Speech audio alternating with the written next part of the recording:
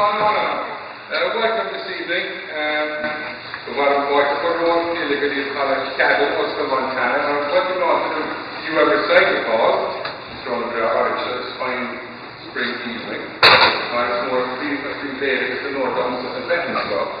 We're on a privilege to be here from kind of show the holy gift for our Lord to introduce the speaker who will deliver the Hesburgh lecture. But before I do that, by the way, I wrote this in Irish course, I'm going to have translating, I'm trying to translate it here now. I would like to extend my thanks to a lot of people that have helped to make this happen. First of all, I'd like to thank the University of Notre and the Hesburgh lecture series, who have so generously made their resources available to the community and communities all over the country. I want to thank also the Notre Dame Club of Western Montana, particularly Kevin Minto and all those involved. Kevin coached me about getting the Irish Studies program involved, and it was Kevin also, because of Kevin, that Martin accepted the invitation to come out here to Montana. So I'm very, very grateful. I also want to thank the Friends of Irish Studies, who have contributed so much. I know an awful lot of them there are members of the Friends of Irish Studies. If you're not, you should be. Go over there and sign up. There's also a program with the Thomas Francis now. You behave yourselves. And I would also like to thank, of course, the Irish Studies program at the University of Montana and particularly the College of Arts and Sciences and the College of Visual and Performing Arts, who made this facility available to us. And all those students that have helped me and helped the Irish Studies program. We have three outside and we have a few others. Sebastian here is helping with the song. I would also like to thank MCAT. This event has been videotaped by the Missouri Community Access Television as part of its media assistance grant program to non-profit organizations. No, I hope I've thanked everybody. Generally speaking, I don't, and I end up paying for it. I want to go on and introduce our speaker, who is Professor Patrick Griffin, who is a native of Jersey City, and traces his ancestry back on both sides of County Cork, which is a big plus, I have to say. He received his undergraduate education at Notre Dame, and he went on and did a PhD in history at Northwestern University. He returned to Notre Dame as a member of the history faculty in 2008, and he served as chair of history from 2011 to 2017. In January 2018, he was appointed director of the Notre Institute for Irish Studies, so he's the director of Irish Studies. And he's also the Madden-Hennebry professor of history at Notre Dame. Now, he's published numerous works. And his area of interest is 17th and 18th century revolutionary politics, imperialism, colonialism, rebellion. In simpler terms, what attracted Professor Griffin as a good Irishman is the relationship between those who like to build empires and those who basically try to bring them crumbling down. When you talk about bringing down empires, you're really talking about the Irish and the Irish in the United States. We're talking about the old English-Irish battle. That's the way I like to put it anyway. Professor Griffin is going to talk about, of course, the whole revolutionary movement coming out of the Glorious Revolution in England and also the American Revolution, the role of the Irish. And it's particularly important in terms of Montana, because Montana is the resting place of Thomas Francis Mann. And Thomas Francis Mann, as you know, was one of the great Irish revolutionaries. He was a great American patriot as well. And a lot of this, what we talk about now, we sometimes do what happened in Fort Benton and don't even think of his legacy. But the legacy of Thomas Francis Mann and a lot of others who basically worked to bring about liberty and freedom, would change the course of history for a lot of people. And I'm always touched by the scene in Ireland in 1963 when John Fitzgerald Kennedy, the first Irish Catholic president of the United States, went into the Dáil. He was the first foreign leader to address the Dáil. And over the Dáil, which is the Irish House of Parliament, through the Irish tricolour that Mark had given. And in his arm, he was carrying the flag of the Irish Brigade, which Mark had led. It was that coming together of the Irish and Irish Americans, which contributed so much to bringing about the liberty of Ireland. Now, I've talked enough about this. Professor Griffin has researched it, can speak a lot more eloquently than I can, and tell us all about the revolutionary heroes, the Irish Americans. And I would ask that you all give them a very, very hearty Montana welcome.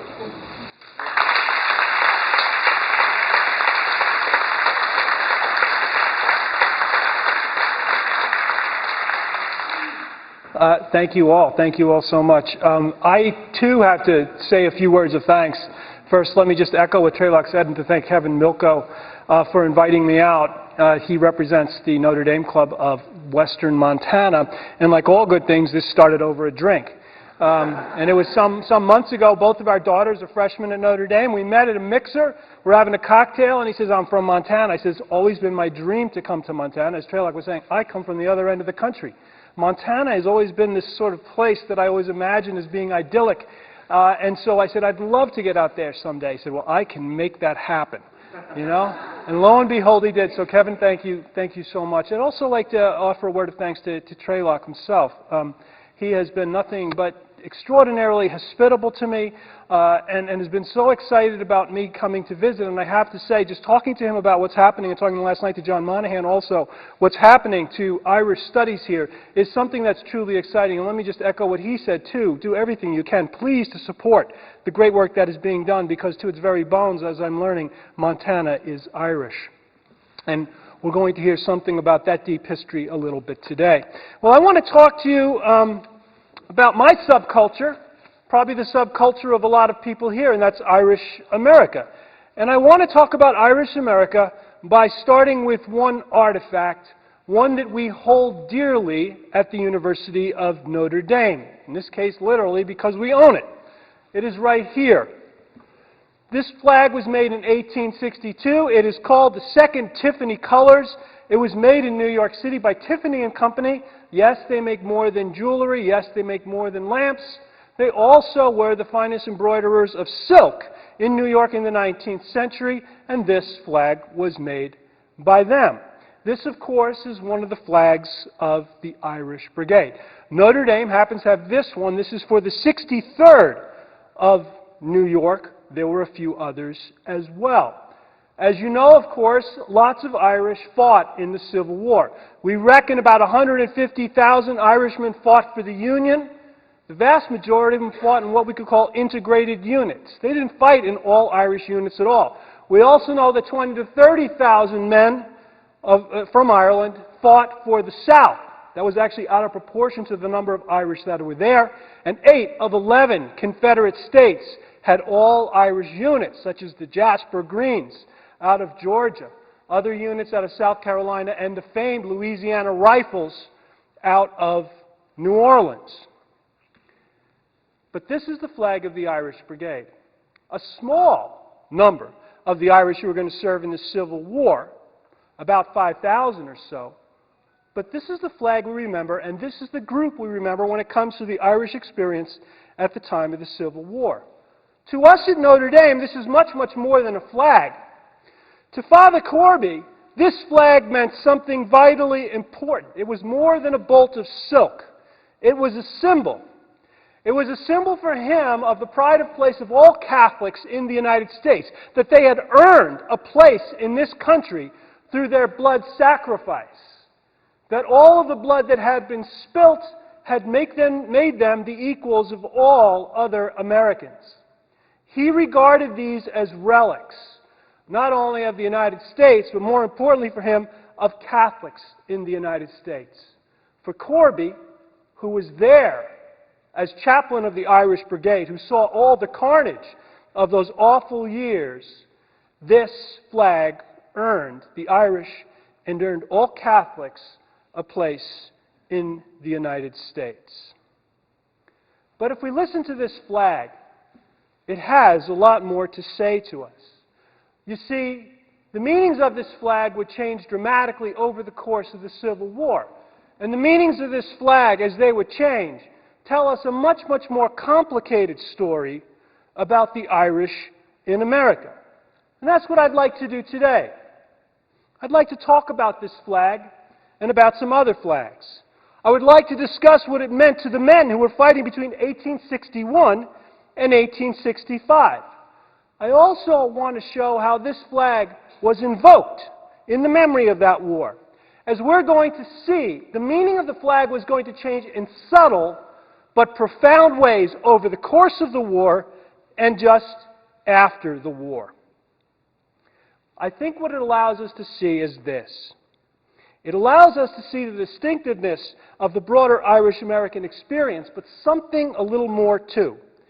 It allows us to see how the Irish would become Irish-American.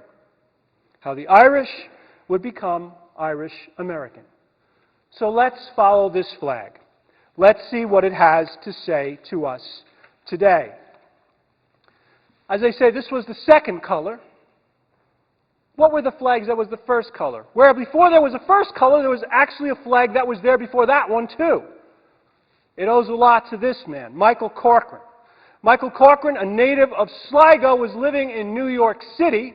He was the commander of a militia unit, the 69th. The 69th charted its history all the way back to the American Revolutionary War. But because, since the time of the famine, so many Irish had been streaming into New York, about the turn of the century, about 1900 or so, fully 33% of all of New York is Irish. New York is the most Irish city in the world. The 69th then becomes almost exclusively Irish. And as men in the North and in the South are readying for what they regard to be as inevitable war to come, he now is rallying all these Irish into the 69th. But before the war begins between the North and the South, Corcoran is going to find himself in the middle of a very different sort of struggle. A struggle that was going to take him all the way back to Ireland. Michael Corcoran was a Fenian. He was a revolutionary who believed that the Irish had to fight for their freedom against the British. Now, it just so happened that in the years before the Civil War, the Prince of Wales, a British dignitary, was visiting New York City. And to honor this dignitary, the mayor and governor of New York asked the 69th to parade before him. Corcoran refused. He refused. How could a free citizen, he said, march in front of an oppressor? And particularly someone who still oppressed Ireland. Americans had fought for and won their freedom. The Irish had not done so yet, but their time was coming. And under no circumstances would he march the 69th before him. He was threatened with jail. He said, they're not going to march. He was threatened with a court-martial. They will not march. And so he's thrown into jail, and the powers that be get prepared to court-martial Michael Corcoran for what he did. The people of New York weren't upset with Corcoran. The people of New York loved Corcoran for what he did, particularly the Irish. And for this, they made him a flag. This is the first flag. This hangs today in the armory of the 69th on 25th and Lexington in New York City. It is affectionately known as the Prince of Wales flag. The Prince of Wales flag. Okay? What we have is a sunburst that's representing freedom, the future of freedom, and it was given, and it says, in commemoration of what Corcoran had done by refusing to allow the 69th to march before the Prince of Wales. This is going to be the first flag of the 69th to be carried into battle. 69th was first going to go into battle at the time of First Bull Run. At this point, anyway, they were consumed, Northerners were consumed with defending Washington, D.C., also making a hammer blow to the South and ending this war very, very quickly. The 69th is called up. What Corcoran did, forgotten about. We need your help now. And so he marches with his men down to Washington, D.C. After this, they prepare for battle. Of course, we know the story of the First Battle of Bull Run. It was an unmitigated disaster for the Union forces. They were more or less routed, and most of them flung down their arms and just took off in what people at the time called the Great Skedaddle. But not this group. Not this group. This group actually fought well. What they were tasked with doing was allowing the Union Army to retreat. So they had to take on the Southerners as they're coming up on the rear of the Army and as everybody else is skedaddling. They set themselves up in square formations, one after the other, to try to hold the South off, and they maintained discipline throughout. At one point, when it seems they're flagging and almost running, one of the captains of the 69th, the leader of the group called the Irish Zouaves, points to this flag here and says, "Stand for the flag, boys! Stand for the flag!" And they knew exactly what he meant. And they stood. The story goes, actually, that this flag, early on, was captured by a couple Confederates. The men would not let that happen. They did everything they could to get back the flag.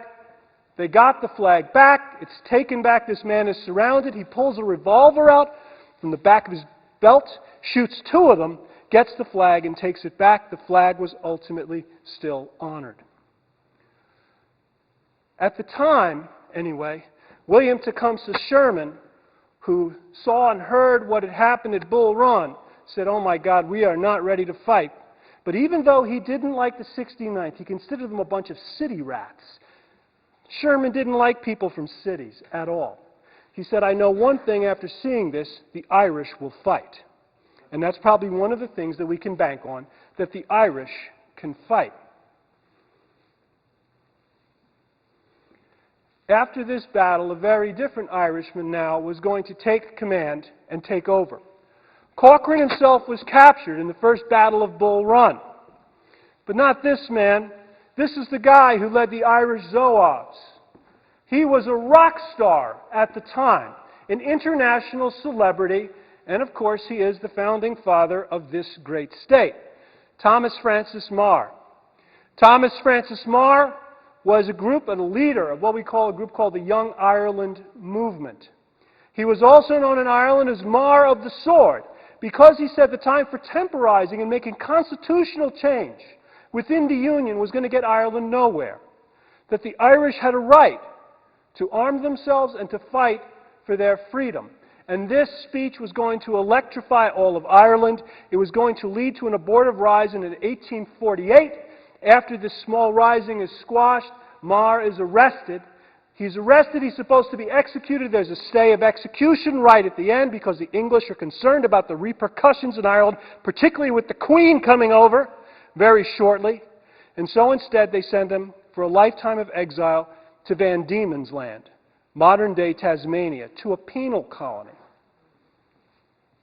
The story goes here that he and a number of the other exiles connive to have themselves freed. He's able to find his way by a tramp steamer first to Brazil and then up to New York, where he is accorded a hero's welcome. He then starts traveling around the United States giving speeches about Ireland and Ireland's fight. He's also working as an attorney.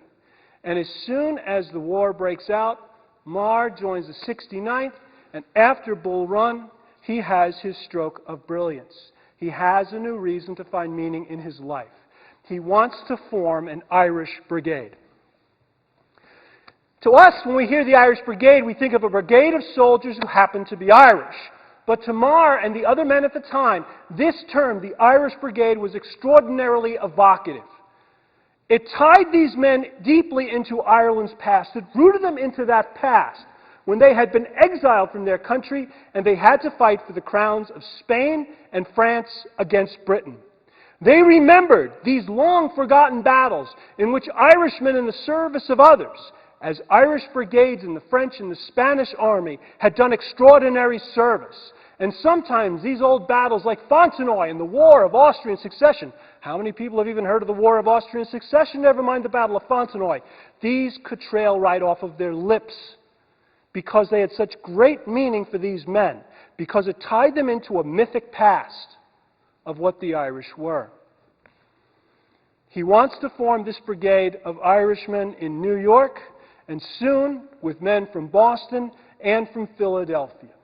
It was not going to be a large unit, it was going to be a smaller unit, but he wanted to command it.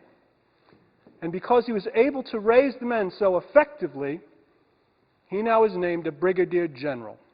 There are many who think his appointment as a brigadier was a joke, that he was a political general, one who hadn't earned his stripes, was just given it because of his status in society, because of his celebrity, particularly among the Irish. Lincoln understood that. Lincoln liked his celebrity. Lincoln liked the fact that maybe Meagher could get the Irish behind the Union cause, and that he knew was critical. Manpower was going to be the issue. If the Irish could be tied into the Union cause, he had tens of thousands of men at his disposal to do the nasty job of fighting that was going to be necessary. So he names him a brigadier general. And Meagher now forms his brigade. Meagher, by the way, was an extraordinary orator. Absolutely brilliant. Could hold people spellbound for hours at a time.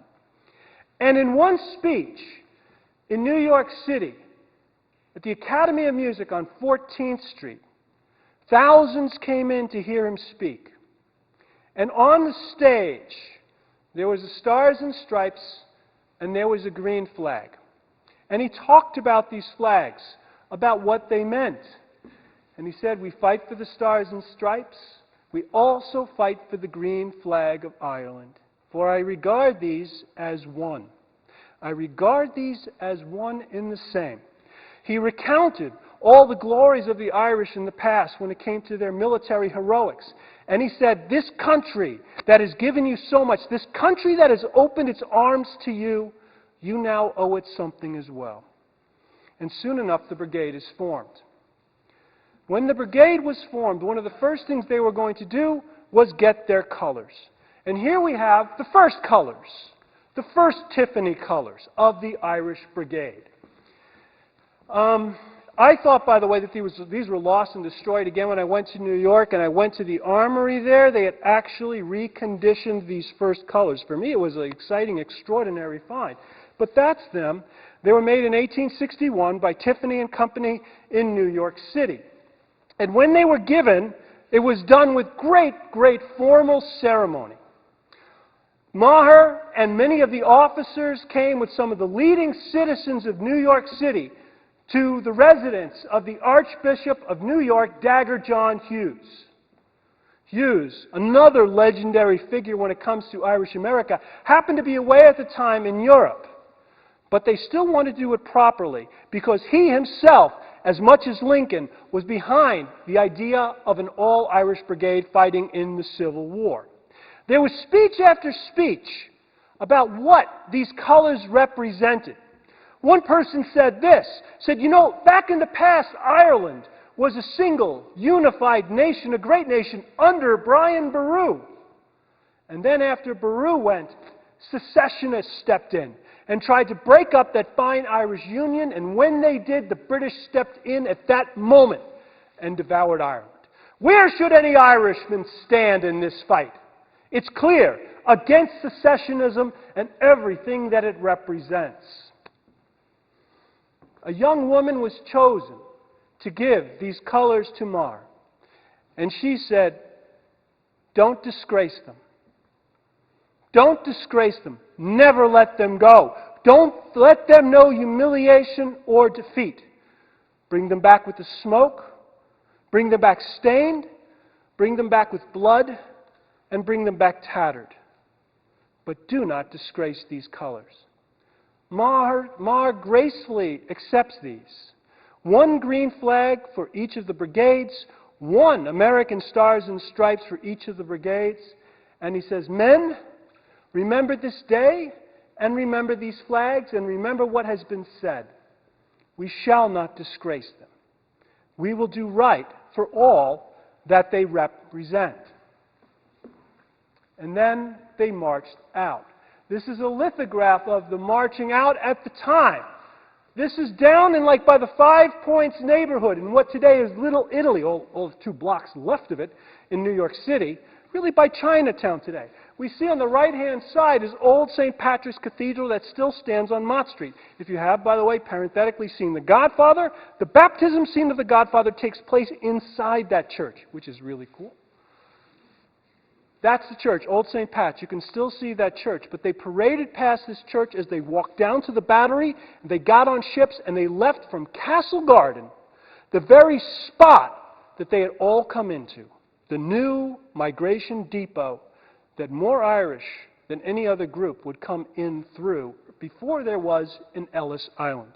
You could imagine what these men were thinking when they sailed off now for points to the south.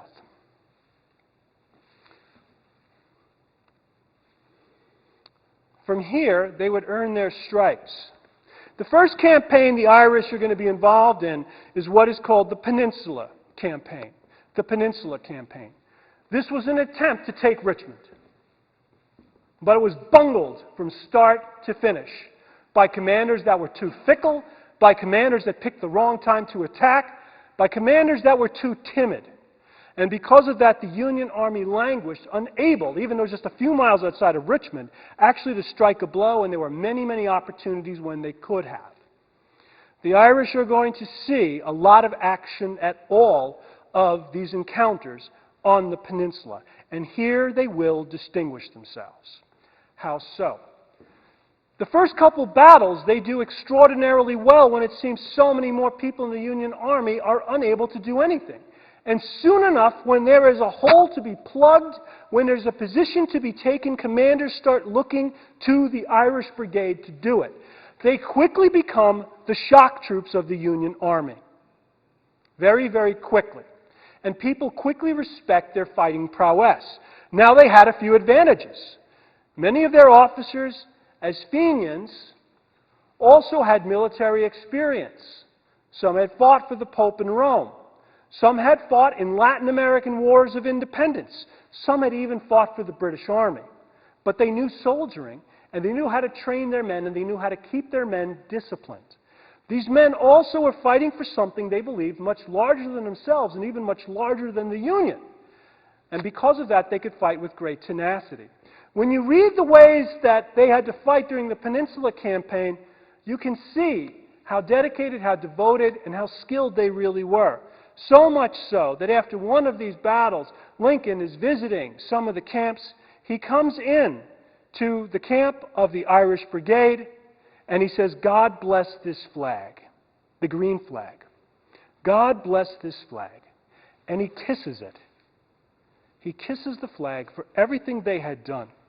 And even though Meagher would be regarded as being a political officer, he reckoned him to be one of his most able field commanders, one of the few who had actually done well early on in the war. Much worse days were to come.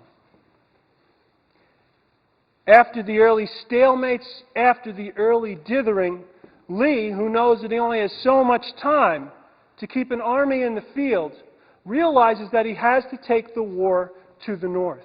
By taking the war to the north, he realizes he may be able to get international recognition, particularly the recognition of Great Britain. This would be a diplomatic coup. He also knows that Americans in the North are divided over the cause of the war, as it's becoming extraordinarily bloody, and as people are realizing it's not going to end anytime soon. If he's able to make a stab toward Washington, D.C. and imperil the capital, he might be able to bring them to the table because he doesn't know how long he can hold out. And so he's going to march his armies north into Maryland. Maryland, a border state. He also marched some to Kentucky, another border state. If these border states can be brought over, Washington, D.C. is surrounded. As the army marches north now, the Union Army is under a new commander by the name of McClellan. McClellan, by the way, is loved by the men. He's loved by the men because they sense he does not throw them into battle higgledy-piggledy. He seems to care for them. That's great for the men. That's not so good for Abraham Lincoln. Abraham Lincoln wants someone who can land the hammer blow, who can kill off the Confederate armies. And he does not think McClellan is the man, but that's the hand at this particular point in time he's dealt. But finally, they realize they have their opportunity at a little place called Antietam Creek. And there the two armies are going to meet. And there it is that Lincoln hopes McClellan can break the backs of the Confederacy. We know the story of Antietam. It is the bloodiest single day in American history, with more than 20,000 men dead.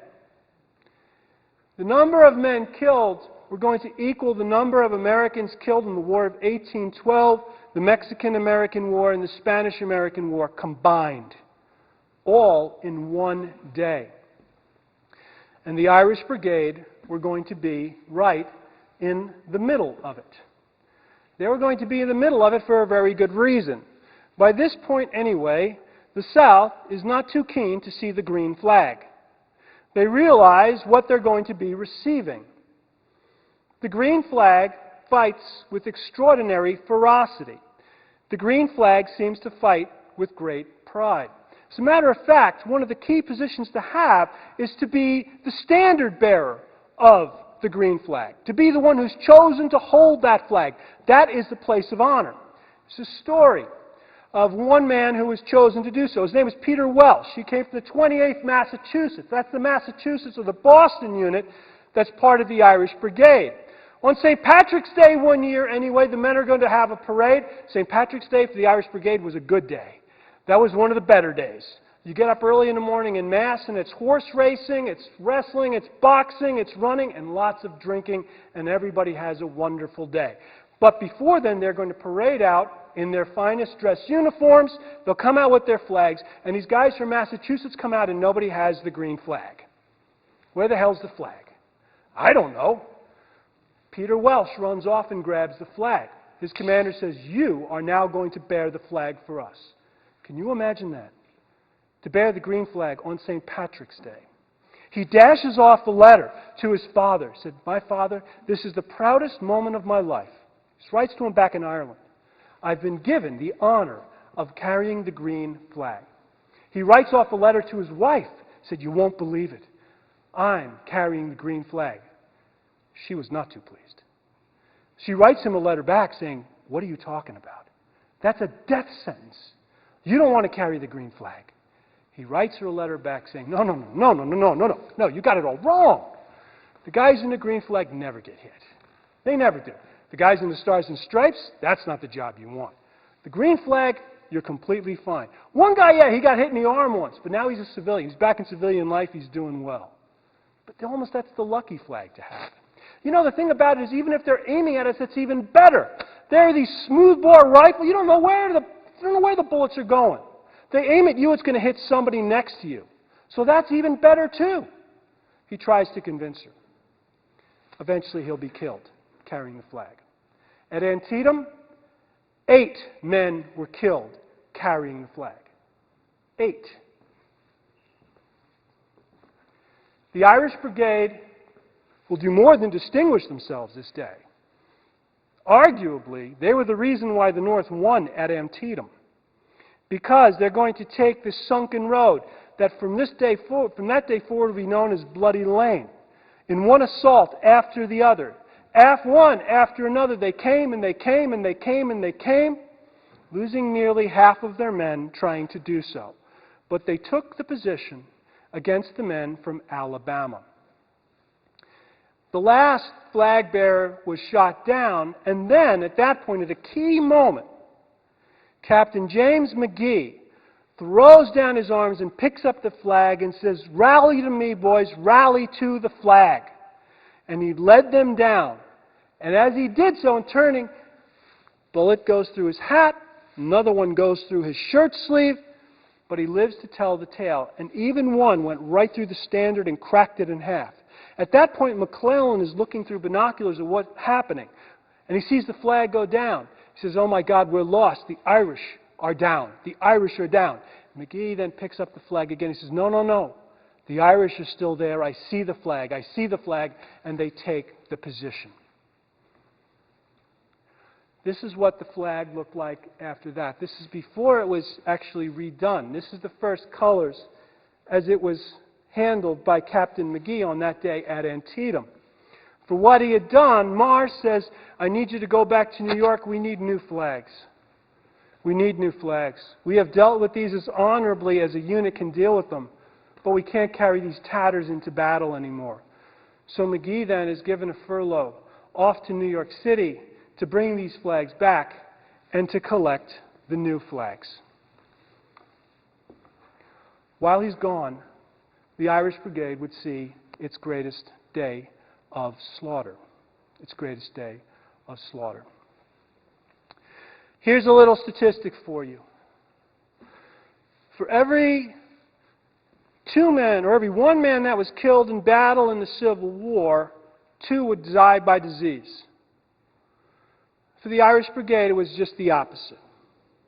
For every one who died of disease, 2 died from their wounds in battle.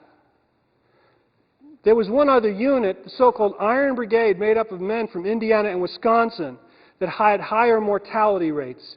The Irish Brigade was number 2 on the list.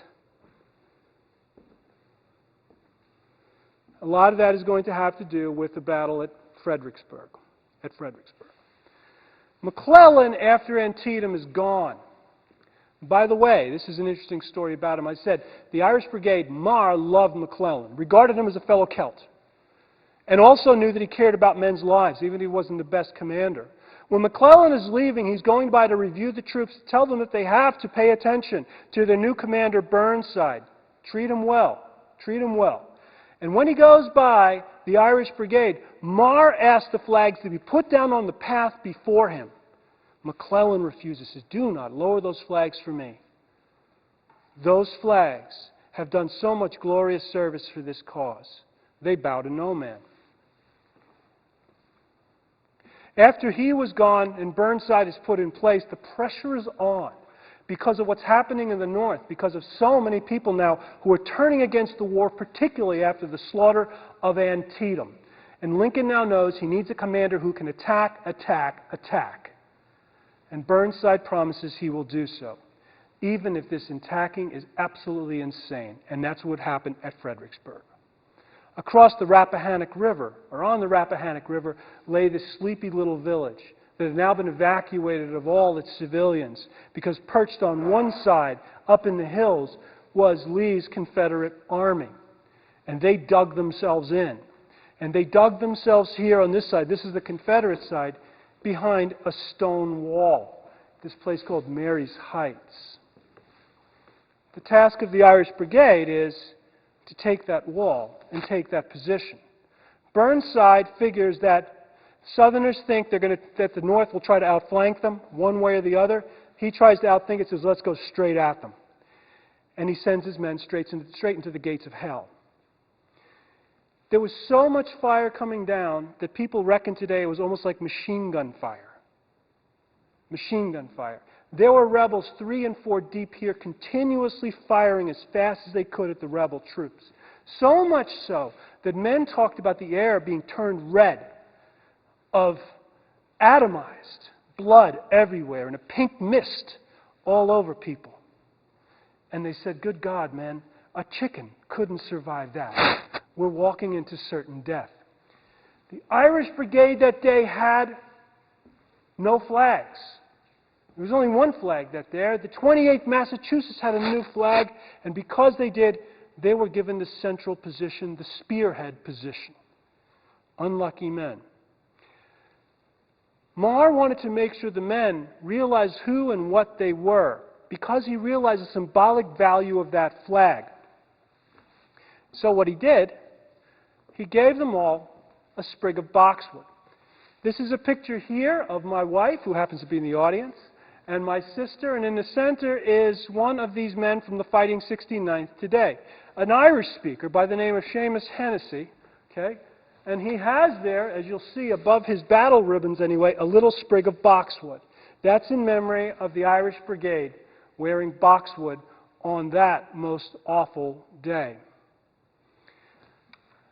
Half of the Irish Brigade would be lost fighting at Fredericksburg. Now, the story goes like this. Meagher came back up to New York. And when he came back up to New York, he gave the first colors to the New Yorkers. And they made speeches again. And they said, "You have not dishonored these. You have brought great honor to them. Oh, that we had an Invalides like they have in Paris, where we could hang these flags, and those who are praying beneath could pray for the souls of all those men who died fighting for it." They then give him a new color, the second Tiffany colors. And this is one we see here. This is one from the 88th New York Regiment. This is the one of the 69th. They make new colors for all of them. And in these, anyway, they put the battles between, anyway, you see the laurel, the battles they had fought in and distinguished themselves in. The other ones would be added to these flags later on. And they send him back then to Fredericksburg. He arrived on the day of the battle. The flags could not see their way into battle on that day. But even though they were there, he wasn't there for the battle to give them the flags. When the battle had ended, Meagher is going to have a grand feast. It's going to be a feast where he's going to recognize all the men who had died. And he sends out invitations to all of the other commanders and so many of the units to come in and join us for this feast. Meagher has not only brought the flags, he's brought a lot of drink. And they're going to toast all these men who had been slaughtered at this battle. People don't know what to think about it. Meagher tried to explain, this is the only way we can imagine dealing with our dead comrades.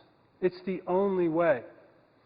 And after they get through the sadness, the place livens up, and the Meagher comes in with the flags, and they accept the flags from the New Yorkers again, the second Tiffany colors. Well, why did these men fight for this flag? What did this flag mean to them? I want to share you a few thoughts from somebody who wrote about this flag. This is a man from Waterford, from Meagher's hometown. His name is Thomas McGraw. And he's going to write about what this flag means to him. He's injured in one of these, he's wounded in one of these battles, and he writes a letter back to his mother while he's convalescing. And this is what he has to say to her. He says, "I can't wait to get out of here, to quote, to have another dash at the rebel crew and learn them to fear the green flag." Did I say learn to fear it?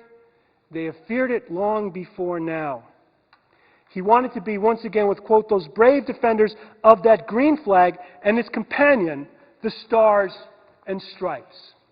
He said, "When Irishmen fight under the Stars and Stripes, they don't fight under a foreign flag. This is our flag as much as the green flag is. The two are one and the same." He goes on to say, think of all those men who fight for the British flag and who have died in places like India and in China and other places all over the world fighting for what he calls the foreign flag of the oppressor. But not us. We fight for something different altogether. What did these men fight for? What did this flag of the 88th, this one of the 69th, mean to them? Well, the simplest point is this, is that they believed they were fighting for Ireland when they were fighting for America.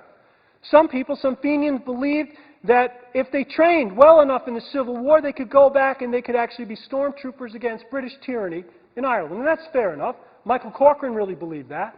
When he gets out of jail, he's going to form the Irish Legion, and that's going to be its chief aim, is to do just that. Meagher and some of the others have a bit of a different idea. You see, Meagher had come of age in the 1840s when there's this heady possibilities of people actually gaining their freedom. He looked back to the age of revolution, at the time of the American Revolution, the French Revolution, and he saw what was happening for the Irish today at the time of the Civil War as not something different. He saw it as one in the same. If the American cause of republicanism died, it would die everywhere. And it looked like it was struggling wherever it had been established. In France, it had faltered and died for a bit. In Latin America, republics had fractured and crumbled into civil war. The only one that seemed to be thriving was the United States of America, and if the United States of America fell, the whole Republican cause would fail, and the cause of the oppressors would win out. He saw this world as connected geographically. He saw his world in the 19th century being connected chronologically back to the American Revolution. He lionizes Washington over and over and over again because he saw him as a fellow freedom fighter. For him, the cause was, early on, the Union, the Union, the Union. If the Union did not survive, the cause of freedom around the world would die. When he was in America, he did not regard himself in a foreign land, even though he thought of himself as an exile. He wanted to fight for a nation of his own. What does a flag mean? It means nationhood. It means sovereignty. It means a people who are standing up on their own feet. He wanted Ireland to have, in the green flag, what America had in the Stars and Stripes. And when he was fighting for America, Ireland, too, was a republic in his mind. That's what it represented early on. But that was going to change with time. Marr leaves the Irish Brigade to go back to New York to try to recruit, and eventually he's going to resign. He realizes and fears that the cause is futile. The brigade will fight on, most memorably, of course, at Gettysburg. There's only 500 men surviving. They're a shadow, a shell of what they had been in the past. And they figure at Gettysburg they will have some peace and quiet, buy a little wheat field. But on the second day, the battle comes to them, and they are once again in the center and in the mix. It's at this moment when Father Corby does his famous absolution under fire. And this is a painting by a Notre Dame student at the time called Paul Wood, who's going to memorialize that moment in canvas. It'll later be memorialized in metal in a number of statues. But Corby is going to stand above the men, and he's going to give them general absolution before they go into battle. And he told them this: if you die, if you fight for each other, if you do not run, if you show courage, and you are killed today, you will be in heaven. For him, absolution was conditional. You had to fight for the cause, and that's all it was. At Gettysburg, they would lose 200 more. The Irish Brigade would fight one more battle, and then it would be dissolved. It disintegrated. The Irish had lost their taste for this war. They had lost their taste for this war because of the way it was subtly changing. After Antietam, Lincoln himself begins to change the course of the war by redefining what it was all about. Before this, for him, it was all the Union, as it had been for the Irish Brigade, it had been for Marr. They may be fighting for different ideals of what Union represents, but Union was everything. Now, he turns it into a fight for freedom of slaves. And the Irish are frankly ambivalent about this. Why? Well, on one hand, some of them worry that all of these freed slaves are going to be finding their way up into northern cities like New York and start competing for jobs with them. That's one concern that they have. They have another deeper concern. Most of the people who are ardently abolitionists, the Republicans, are also the people who tend to have a dislike for Irish Catholics.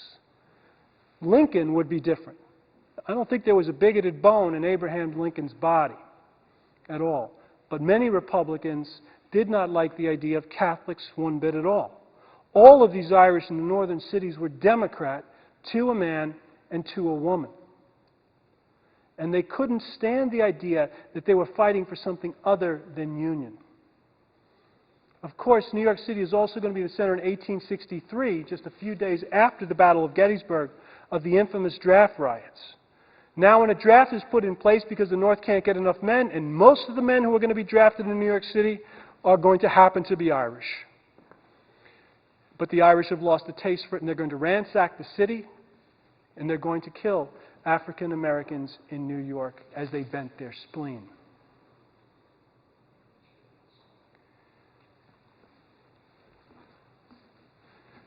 The war had changed. But the meanings of the war for the Irish were going to change also. And you were going to see it particularly in the afterlife of the war. In 1910, a bunch of veterans and other supporters are going to go back to Gettysburg, and here they're going to unveil a statue. You see the young girl there in the American flag? Her name's Bernadette Daly. Her grandfather was one of the ones who got those original flags together for the Irish Brigade. And after a few speeches, they asked her to pull the flag, which she did. It wasn't a green flag. This was the Stars and Stripes that was pulled. But at this time, when these people think of the meanings of the war, it wasn't for the Irish to fight for a republic. It was now clearly for a group, an oppressed group, to find a place in American society. This had been the idea first of Father Corby, but now more and more Irish Americans begin to embrace it. And they begin to look back on all the suffering, and in particular the Battle of Fredericksburg as being the totemic battle, the most important battle for the Irish Brigade, because of the blood sacrifice that was behind it. And now they begin to reinterpret and reimagine what this war was, not as a fight for Irish freedom, but a fight for Irish American citizens. In 1912, 50 years after the Battle of Fredericksburg, the veterans, those surviving, find their way back to New York City, and they find their way to the armory of the 69th.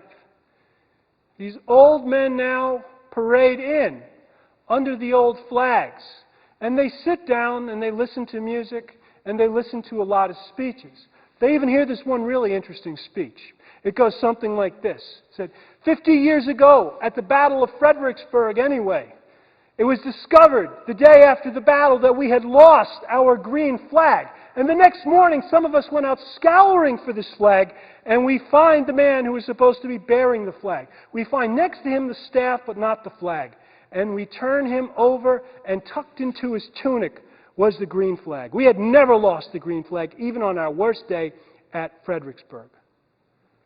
Well, that's like an invented memory. It had never happened because the only green flag there was a Massachusetts flag. The others were back in New York City because they had been torn to ribbons. But it shows you how important that flag was. But at this event, the speeches were now how these men had earned, through their sacrifice, a place for the Irish in America. That they never had to bow and to scrape, that from this point forward, America was theirs. Eamon de Valera, who visited Montana here in 1919, is also going to take a trip out to the University of Notre Dame. And I'm sorry to say he called the Notre Dame Day the highest moment. The high point of his whole tour was at Notre Dame. Probably number 2 was Butte, I would imagine. Okay. But he's going to go out here, and when he does, one of the first things that he's going to do is he's going to look at and he's going to see and feel the flag of the Irish Brigade, and he's going to lay a wreath right by the statue of Father Corby. One of these statues is at Gettysburg. The other statue, both of them are done by Samuel Murray, a sculptor. The other one happens to be at the University of Notre Dame. He's affectionately known as Fair Catch Corby. Calling a fair catch. That's what the students say anyway. But by this time when de Valera comes to, it's clear he's still talking about the fight of the Irish at the time as kind of a fight for Irish freedom in America. But by this point anyway, it's kind of falling on deaf ears. For Americans, this fight had become something different, altogether different. It would come full circle, as Traylock would say, sometime later on. In 1963, John F. Kennedy, the great-grandson of 8 Irish immigrants, is going to go over to Ireland. It's going to be the first state visit by an American president over to Ireland. And when he does, he's going to present the second Tiffany colors of the 69th to the Irish people. So the 69th is the sister flag of the one at Notre Dame, the 63rd. Why is he going to do this? He does this for a few reasons. He wants to, of course, honor his background, but he doesn't really go into that too much. He only says one little quip about that. He says, imagine if things were better in Ireland back in New Ross back in the day, and my people had stayed here. Maybe I'd be sitting out there, and if de Valera had stayed in Brooklyn, maybe he'd be the President of the United States coming here to address this august assembly. Wouldn't that be something else? He's not here to talk about heritage or legacy. He says, in many ways, I'm paying a debt with this flag. He goes on to suggest that America would not have its freedom except for the Irish. He recounts how the Irish made up of 1/3 of the Continental Army at the time, a forgotten fact. How the line of Pennsylvania was known as the line of Ireland. He said, if you don't have the Irish, you don't have an American Revolution. As a matter of fact, we know at the time some of the British were saying that the Irish won the Revolution for the Americans. And then he goes on and talks about the Civil War and the Brigade, and he focuses on Fredericksburg. The blood sacrifice at Fredericksburg. But at this time, JFK is trying to make a different point too. What he's trying to say is this. He had just come from Berlin. He had just come from Berlin when he made his way to Ireland. He had just given his famous Ich bin ein Berliner speech. I too am a Berliner. I too stand with you. And when he came to Ireland, he had this very much in his mind. For him, Ireland and America were yoked back together again as sovereign republics now that were bound to the idea of peace and freedom. And he said, what those people in Eastern Europe need is the spirit of Mars men and the spirit of the boys of Wexford who fought in 1798, who were the inspiration for Mars men. For him, the flag was not only something to pay back the Irish, it was also something about freedom, peace, and the Cold War. And he tried to say this flag binds Ireland and America together historically. It also binds them together today. Meanings of flags can change with time. Different people can infuse them with different thoughts and different ideals. But if we follow the path of that flag, what we find is that it really is a little parable about the Irish-American experience. How a group of people who saw themselves as exiles, who saw that they had no home, fought for a while to try to free Ireland as best as they possibly could. With time, as that effort became much more complicated by distinctive American issues such as slavery, they begin to change the meaning of that war and of those flags also. For them now, the flag, that green bolt of silk, meant that they now belonged in this country as citizens, and they were staying here. It had less to do with Ireland. For John F. Kennedy, now with an Irish Catholic in the White House, now with all of the fondest dreams of a Father Corby now realized, with all of the dreams of Amar realized, with an independent Irish republic, he now sees these flags in a different kind of way. In these next few interesting years, it'll be interesting to see how we ourselves begin to see these flags also. Thank you very much.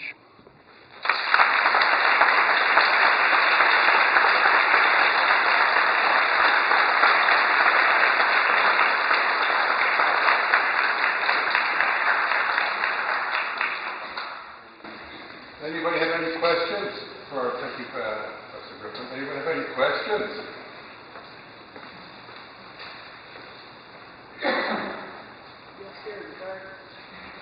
Professor, at what point does the tricolor come into play with Mark? It comes into play when he's actually in Ireland. So it's part of 1848. When he goes, before the 1848 Rising, as I said, there was all this kind of like radical ferment that is occurring in Europe at the time. 1848 is going to be a year, and it's not only going to be a year of an Irish Rising, it's going to be a year of revolutionary ferment throughout all of Europe, particularly in France. In the years just before then, he happens to be in France, and because he happens to be a radical leader himself now, he himself is going to be given a gift of this flag. Okay? And so what it is a tricolor. A tricolor is a Republican flag because the first tricolor is going to be the simple red, white, and blue that we see flying in France today. Okay? The red, white, and blue of France is going to be totemic when it comes to republicanism. And so now Mar is going to have the flag that he's going to fly over Waterford at that time to try to say that this is what we have to have, an Irish republic. And for him, of course, it was going to be the green, the Catholic tradition, the orange, the Protestant tradition, the reconciliation between the two. And he really meant it. I mean, Mar was Catholic. He was Catholic to his very bones in the ways that he thought about the world.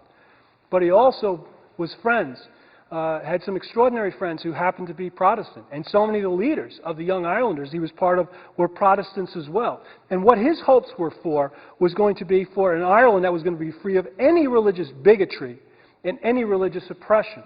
It's also going to be a thing that he believes in when he gets to the United States as well, that he's going to fight for the idea that everybody, regardless of their religion, has to have a place in that country also. But for them anyway, the green flag goes back to 1798.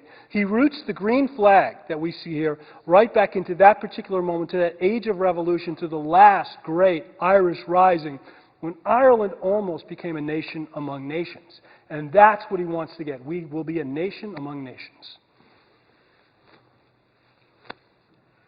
Yeah, question there. Two questions are kind of related. First, I'll ask them both. First, is it meaningful to ask what percent of the Irish who fought during the Civil War were American citizens, or is that for a number of reasons, just not a meaningful question. And then secondly, after the Civil War, were Irish Americans subject to charges of dual loyalty, not because of their Catholicism, but because of their loyalties to Ireland, such as Jewish Americans today? No, two very, very good questions. The question of citizenship. In the early years anyway, citizenship was something that was relatively fluid, but there were people, nativists, particularly know-nothings, that wanted to turn it into something that was less than fluid. There were, you just had to stay at the time anyway, I think it was 5 years, and then you could be an American citizen. Know-nothings, nativists wanted to turn it into 25 years. So the majority of the men, Meagher himself became an American citizen as soon as he possibly could be an American citizen, because he says, I reject the subjecthood now of being a subject of a foreign king. He was thrilled with that, so he wanted to be an American citizen as quickly as he could. Most of them did as well. They wanted to be American citizens as quickly as they could, and more importantly, there were plenty of people, plenty of politicians who wanted to turn them into American citizens as quickly as possible as well. So if they had been there for any length of time, and the moment that they can become American citizens, they become American citizens. There's no two ways about it. The percentages we're not too sure of. The other thing is, though, even though you have nativists who are always trying to kind of, press down the Irish and trying to kind of press down Catholics in general, that really doesn't have a hell of a lot of traction. It doesn't have a hell of a lot of traction for a number of reasons. It's because they're really potent when it comes to the votes, and because politicians then have to listen to what they have to say. But more importantly, even people are talking about restricting Irish, like say, migration to New York in the 1840s, 1850s, and 1860s. That's an impossibility because of the need for labor. The incredible need for labor as these people are coming over, so people can't really dream of limiting immigration at the time. They need every hand they can to build the country. The second question, dual loyalty. Some nativists, again, are going to point to that. They're particularly going to point to it not so much as being Irish, but more importantly as being Catholic. That's they're going to say, that by nature of being Catholic, you have a due loyalty to a foreign prince, to the Pope. That's not going to be used so much to kind of ensure the Irish can't be citizens. Nothing's going to work there. It's going to be more having to do with keep them out of kind of high office. That's going to be the big thing. And that's going to be the one thing that JFK himself is going to have to answer when he goes down famously to Houston to talk to the Baptist ministers, and where he's going to basically say, no, not at all. I'm not beholden to anyone. Now, some people have said that, maybe he kind of retreated from where he should have, from the things he should have said. Actually, what he gives is very much a Thomas Meagher-like kind of answer to that kind of question. I'm beholden to no one. When I take my office, I'm not so much a Catholic, I'm a president of all people. Thank you. Yes? After the Irish turned against the war, did they also turn against Thomas Meagher? Yes, some of them certainly did. Some of them certainly did, because Meagher's thought is very interesting as well. I mean, early on, it's the Union, the Union, the Union. And he was, as much as he was Catholic to his core, he was a Democrat to his core as well. He certainly never supported Lincoln politically, but he supported Lincoln as president. And when people would kind of, try to tear Lincoln down as being just another one of those lousy, awful, or as they talked at the time, black Republicans, Meagher would generally defend him. Meagher also came around on the issue of slavery also. And I think a lot of that had to do with, well, he was doing exactly what Lincoln had to do. I think a great deal, I don't people, historians have written it, but this is what I would believe anyway. We know this is the truth with Lincoln. I reckon it's the truth with Meagher as well. The slaughter. The slaughter was incomprehensible for people to deal with the number of folks who were dead. That's something they couldn't wrap their minds around. And what people tried to do was ennoble this as they possibly could. What you see in Lincoln is almost through this war. He's on a road to Calvary throughout the whole war, carrying his own cross. And until he's able to find deeper redemptive meaning and say, how do I make sense of all of this death? How do I make sense of this slaughter? We have to find a truly ennobling principle. The Union, however important it was, could not answer for all these men who were dying. But to fight for freedom could. Meagher makes that same turn as well. He makes it a little more slowly, but he does also. He's still holding on to the Union. He's still holding on to ideas of Irish freedom. But Meagher himself is becoming more of an American also during these years. It's not just kind of the men around him, and it's not just people like Father Corby. He starts to turn as well, and I think the war itself has a dramatic effect on how these people think about things. All this blood does indeed make them American in some ways. But it's also going to make Meagher, to get back to your point, it's going to make him unpopular in some places. He condemned unequivocally the draft riots in New York. There was no question. He didn't equivocate about that at all. He said, how dare you do that? How can you imagine doing that when you have all these men who are dying?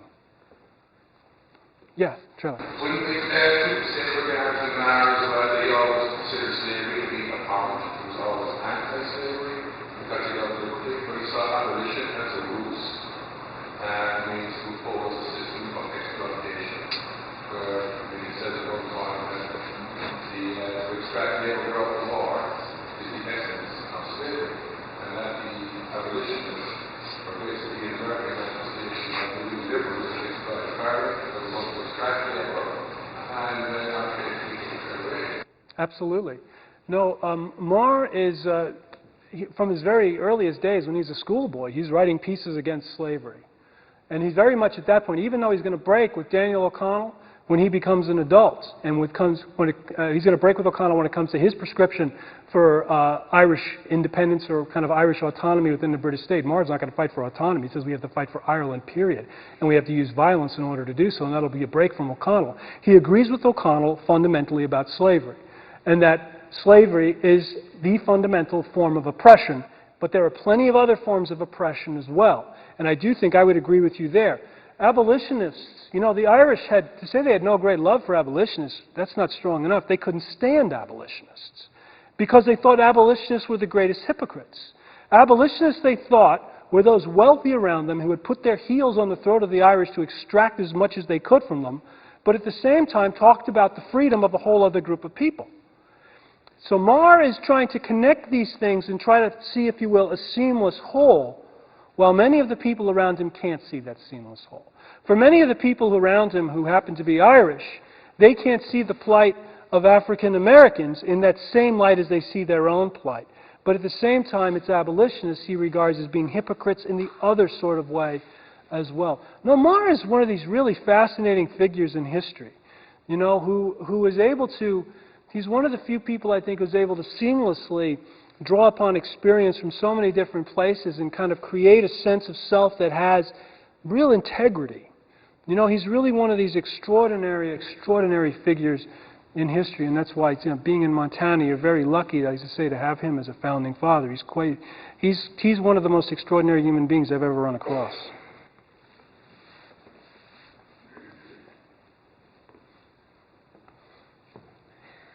Any more questions? I think we've tired them out. Well, I want to thank you very much, Professor Griffin.